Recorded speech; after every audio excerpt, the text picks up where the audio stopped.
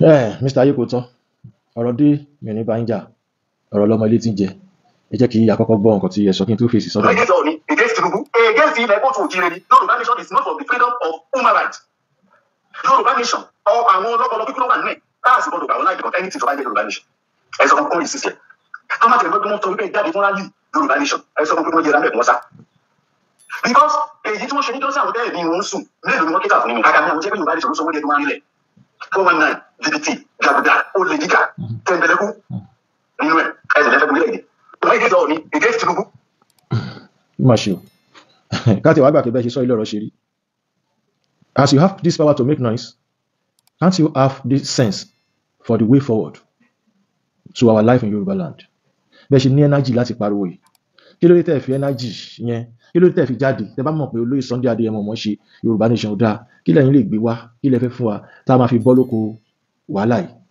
Aláìkejì, ṣé ilẹ̀ Yorùbá lẹ wà lọ́wọ́lọ́wọ́ recently tẹ́ fi ń sọ̀rọ̀ yìí àbí ìlú òyìnbó?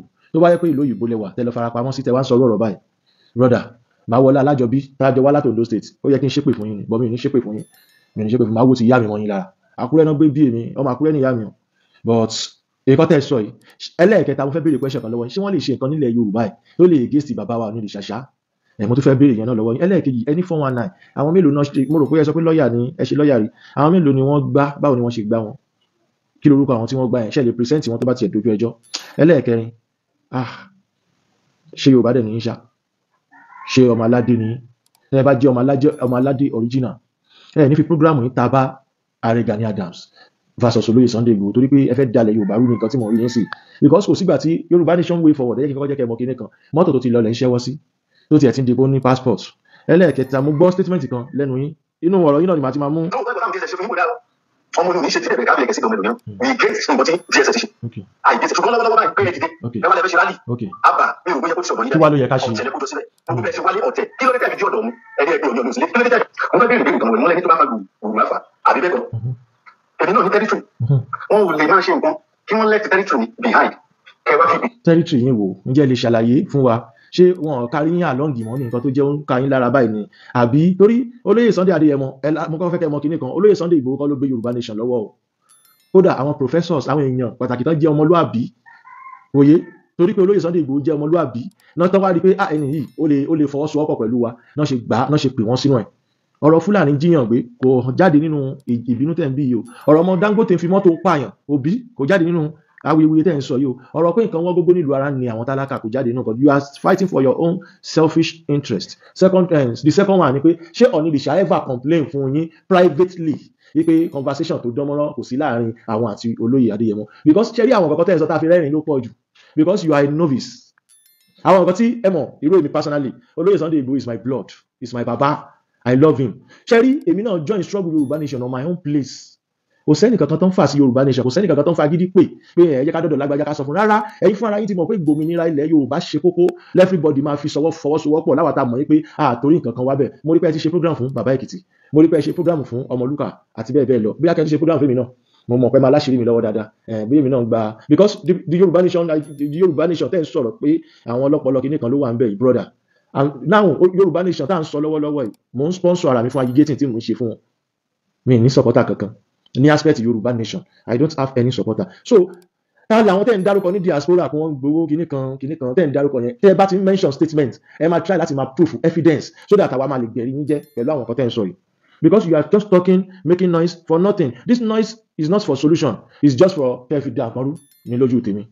Torí mi rò pé Ààrẹ Gani Adams máa bẹ̀yìn níṣẹ́ tẹ́ ẹ ṣe yìí. Ẹ ṣe iṣẹ́ kan síbí.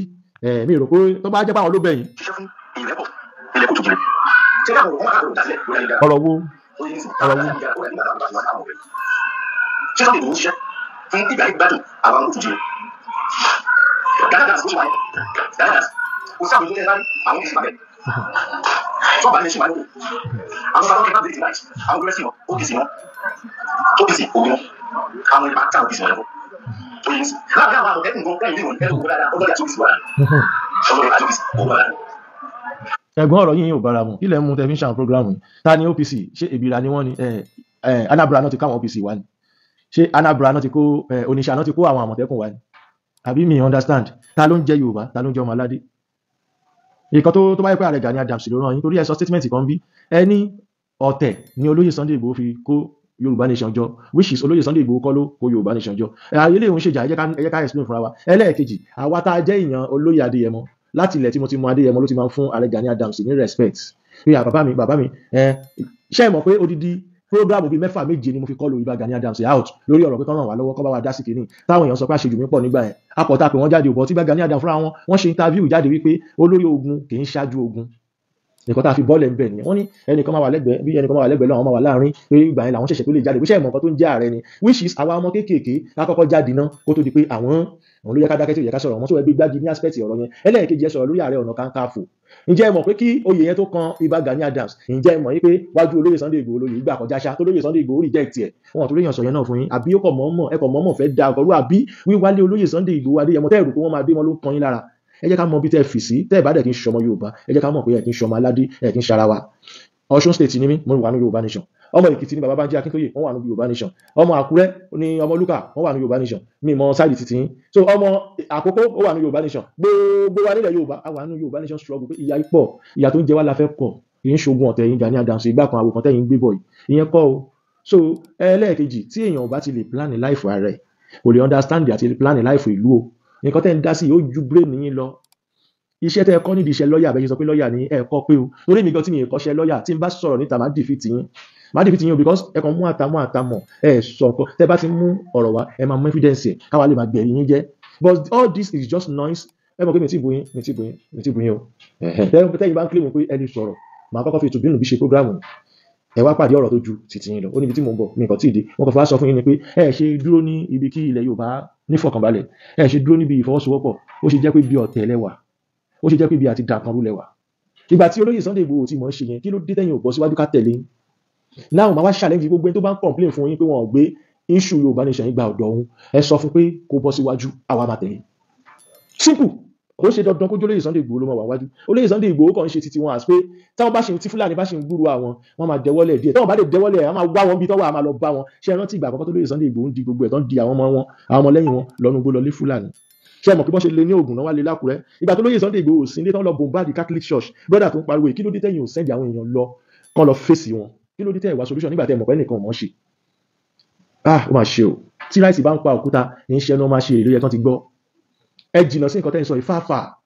Nǹkan tẹ́ dá sí yóò ju ọpọlọ yín lọ, ó ju làákàyè yín lọ. Ọ̀rọ̀ ìlú kò lè yé yín. Alákọ̀ọ́kọ́ jẹ́ kí n béèrè lọ́wọ́ yín, ṣe níyàwó sílé, ṣe lọ́mọ, ṣe control wọn dáadáa. Tẹ́ bá control wọn dáadáa, ọ̀rọ̀ kan tó ń pè ní ọ̀rọ̀ ìlú ó máa yé yín. Ìjagun gbàlú tàbí ìfètò gbàlú kì í ṣiṣẹ́ ọmọdé o, kò dẹ̀ ń ṣiṣẹ́ ọpọlọ kúkú, iṣẹ́ ọlọ́pọlọ pípé ni. Tó bá jẹ́ pé ẹ ń wò pé Yorùbá Nation ṣe yẹn exist, báwo náà ṣe ń ṣe? Torí ẹ ti pé bàbá yìí ló lè, ẹ ti pé wọn nígbà ẹ ti pé ẹ̀ẹ́dẹ̀ pé Nàìjíríà tó ń ta epo ní 1000 naira ló lè, ẹ̀ẹ́dẹ̀ pé gbogbo Nàìjíríà tó ń ṣe nǹkan tí ò da sáwọn aráàlú ẹ̀ mú wọn o, ẹ̀ sọ̀rọ̀ sí wọn o. Ẹ mention Tinubu, ẹ mention ní ọ̀fífẹ́ láti against wọn. Ǹjẹ́ jẹ́ mọ̀ pé gbà tí election kù díẹ̀, bàbá mi Àjàní Muyideen Bello lọ bá olóyè Sunday Igboho pé kọ́jẹ́ kan dìbò, olóyè Sunday Igboho dẹ̀ dákẹ́ wọ́n dẹ̀ ṣe báyìí, wọn ò dẹ̀ wá disturb yín nígbà tẹ́ dìbò. Ṣé àwọn lọ́wọ́ kọ́ sí wàhálà tó wà nílẹ̀ Yorùbá ni? Àbí báwo? Kí ni èébú yẹn kí ló fi jẹ́ ti olóyè Sunday Igboho gan ní gbogbo ọ̀rọ̀ tó wà nílẹ̀?